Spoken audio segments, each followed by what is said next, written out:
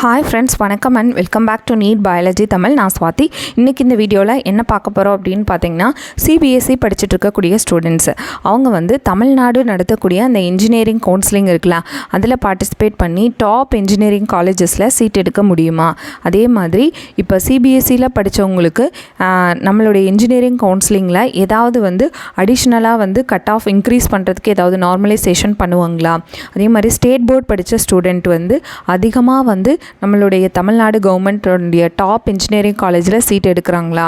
இந்த மாதிரி முக்கியமான தகவலை தாங்க இந்த வீடியோவில் நான் ஷேர் பண்ணியிருக்கேன். வீடியோ எந்த இடத்துலையும் ஸ்கிப் பண்ணிடாதீங்க. இது நிச்சயமாக வந்து சிபிஎஸ்சி படிக்கிற ஸ்டூடெண்ட்டுக்கும் ஸ்டேட் போர்ட் படிக்கிற ஸ்டூடெண்ட்டுக்கும் அதே மாதிரி குழந்தைங்க வந்து எந்த போர்டில் படிச்சதுன்னா அவங்க வந்து டாப் இன்ஜினியரிங் காலேஜில் போவாங்க அப்படின்னு நினைக்கக்கூடிய பெற்றோருக்கும் இந்த வீடியோ ரொம்ப பயனுள்ளதாக இருக்குங்க.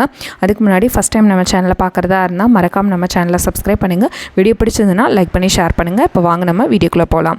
ஓகே, இப்போ டிஎன்இஏ அப்படிங்கிறது தமிழ்நாடு இன்ஜினியரிங் அட்மிஷன் போர்டுங்க. இது வந்து பார்த்திங்க அப்படின்னா நம்மளுக்கு கவுன்சிலிங் கண்டக்ட் பண்ணுவாங்க. இந்த டிஎன்இஏ வந்து எப்படி கவுன்சிலிங் கண்டக்ட் பண்ணுறாங்க அப்படின்னு பார்த்தீங்கன்னா, முழுக்க நம்மளுடைய 12th ஃபிசிக்ஸ், கெமிஸ்ட்ரி, பயாலஜி இந்த மூணுலேயும் வாங்கக்கூடிய மார்க்கை கால்குலேட் பண்ணி தான் ஒரு 200க்கு கட் ஆஃப் வந்து போடுவாங்க. நீங்கள் ஸ்டேட் போர்டில் படிச்சிருந்தாலும் சரி, சிபிஎஸ்சியில் படிச்சிருந்தாலும் சரி. இப்போ ஸ்டேட் போர்ட் ஸ்டூடெண்ட் பார்த்தீங்க அப்படின்னா இப்போ அந்த 200க்கு 190 மேலே வாங்குகிற ஸ்டூடெண்ட் எண்ணிக்கை அதிகமாக இருக்கும். இதே சிபிஎஸ்சியில் பார்த்தீங்க அப்படின்னா யூஸ்வலாக வந்து 200 அவுட் ஆஃப் அவங்களுக்கு வந்து சிபிஎஸ்சி வந்து கொஞ்சம் டஃப்பாக இருக்கும். அவங்களுக்கு மார்க் ஸ்கோர் பண்ணுறது அப்படிங்கிறது கொஞ்சம் டஃப்பாக இருக்கும். அதனால் அவங்க வந்து ஸ்டேட் போர்ட் ஸ்டூடெண்ட்டோட கம்பீட் பண்ணி டிஎன்இஏ அப்படிங்கிற அந்த கவுன்சிலிங்கில் வந்து நம்மளுக்கு பார்ட்டிசிபேட் பண்ணுறதுக்கான வாய்ப்பும் வந்து கம்மியாக இருக்குது. சீட் எடுக்கிறதுக்கான வாய்ப்புகள் வந்து கம்மியாக இருக்குது.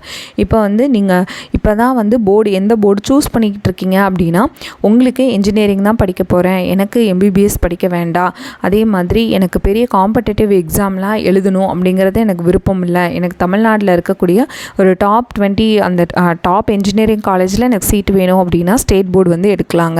சரி, இப்போ சிபிஎஸ்சி மாணவர்கள் இந்த மாதிரி டிஎன்இஏ கவுன்சிலிங்கில் பங்கு பெறணும் அப்படின்னா அவங்களுக்கு ஏதாவது கவர்மெண்ட் தரப்பில் இருந்து கட் ஆஃப் நார்மலைசேஷன், ஏன்னா சிபிஎஸ்சி எக்ஸாம் வந்து டஃப்பாக இருக்கும், அவங்களுடைய கட் ஆஃபும் கம்மியாக இருக்கும். இவங்க வந்து ஸ்டேட் போர்ட் ஸ்டூடெண்ட்டோட எப்படி வந்து கம்பீட் பண்ணி நம்மளுக்கு வந்து கவுன்சிலிங்கில் பார்ட்டிசிபேட் பண்ணுறது? அப்போ இவங்களுக்கு ஏதாவது கட் ஆஃப் வந்து நார்மலைசேஷன் அப்படின்னு சொல்லுவாங்க. ஏதாவது வந்து சலுகைகள் நம்மளுடைய கவர்மெண்ட் கொடுக்குறாங்கன்னா இல்லைங்க, எந்த விதமான சலுகைகளும் கிடையாது. அதே மாதிரி எந்த விதமான ஸ்பெஷல் கோட்டாவோ இல்லை சிபிஎஸ்சி மாணவர்களுக்கு தனியாக கவுன்சிலிங்கோ அந்த மாதிரி எதுவுமே நடத்துறது கிடையாது. நீங்கள் சிபிஎஸ்சியோ மெட்ரிக்கோ எதில் படிச்சிருந்தாலும் சரி, எல்லாரும் நீங்கள் ஃபிசிக்ஸ், கெமிஸ்ட்ரி, பயாலஜி இந்த மூணில் எவ்வளோ மார்க் வாங்குறீங்க அதுக்கேற்ற மாதிரி ஓவராலாக ரேங்க் லிஸ்ட் போடுவாங்க. அதுக்கேற்ற மாதிரி தான் நம்மளுக்கு சீட் வந்து கிடைக்கும். இதுதான் உண்மை.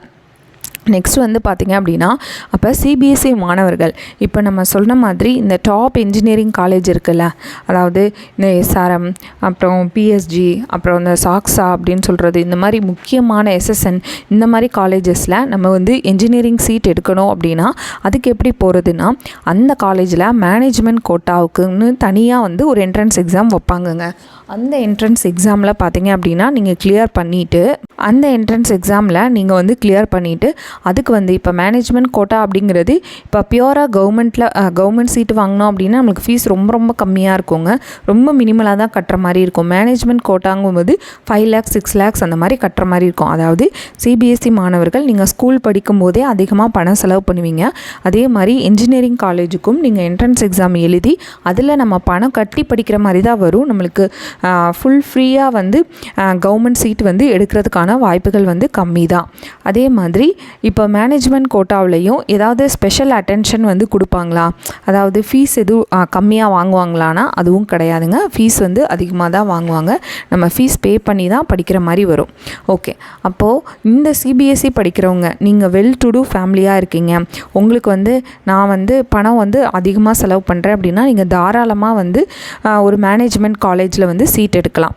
அப்போது மிடில் கிளாஸாக இருக்கிறவங்களுக்கு என்ன பண்ணுறது அப்படின்னு பார்த்தீங்கன்னா, நீங்கள் அதாவது அதாவது என்னோட சஜஷன்ஸ்ப்பா, இது வந்து நீங்கள் இன்ஜினியரிங் தான் படிக்கணும்னு விருப்பப்படுறீங்க அப்படின்னா இந்த 2 டயர் 3 டயர் காலேஜஸ்லாம் இருக்கும். இல்லை ஃபஸ்ட் டயர் காலேஜ், அதாவது ஃபஸ்ட் ரேங்கிங்கில் இருக்க காலேஜஸில் வந்து நம்மளுக்கு விருப்பப்பட்ட கோர்ஸ் வந்து கிடைக்காது. சப்போஸ் ஏதாவது ஒரு கோர்ஸ் இருந்ததுன்னா அதை எடுத்து படிக்கலாம். அது இல்லைன்னா அதுக்கு அடுத்தாப்பில் இருக்கக்கூடிய காலேஜஸ், இப்போ நீங்கள் 160 170 கட் ஆஃப் வச்சுருக்கீங்க அப்படின்னா டயர் 2 காலேஜஸ் அப்படின்னு சொல்லுவாங்க.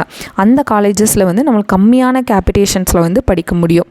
ஓகே, இப்போ சிபிஎஸ்சி படித்தா நம்ம இவ்வளோ கான்சிக்வன்சஸ் ஃபேஸ் பண்ணுற மாதிரி இருக்கே, அப்போ என்ன தான் அட்வான்டேஜஸ் அப்படின்னு பார்த்தீங்கன்னா, இப்போ இந்த சிபிஎஸ்சி மாணவர்கள் பார்த்திங்கன்னா இந்த டீம்டு யூனிவர்சிட்டி அப்படின்னு சொல்லுவாங்க இல்லையா, இந்த விஐடி அந்த மாதிரி பெரிய பெரிய காலேஜஸ், அமிர்தா, விஐடி, பனிமலர், இந்த மாதிரி பெரிய காலேஜஸில் வைக்கக்கூடிய அந்த என்ட்ரன்ஸ் எக்ஸாம் வந்து சிபிஎஸ்சி மாணவர்கள் வந்து ஸ்டேட் போர்டை கம்பேர் பண்ணும்போது ஈஸியாக வந்து கிராக் பண்ணிடுவாங்க. அது மட்டும் இல்லாமல் இந்த ஐஐடி, என்ஐடி இந்த மாதிரி காம்படிட்டிவ் எக்ஸாம்லேயும் சிபிஎஸ்சி மாணவர்கள் தான் முன் வராங்க.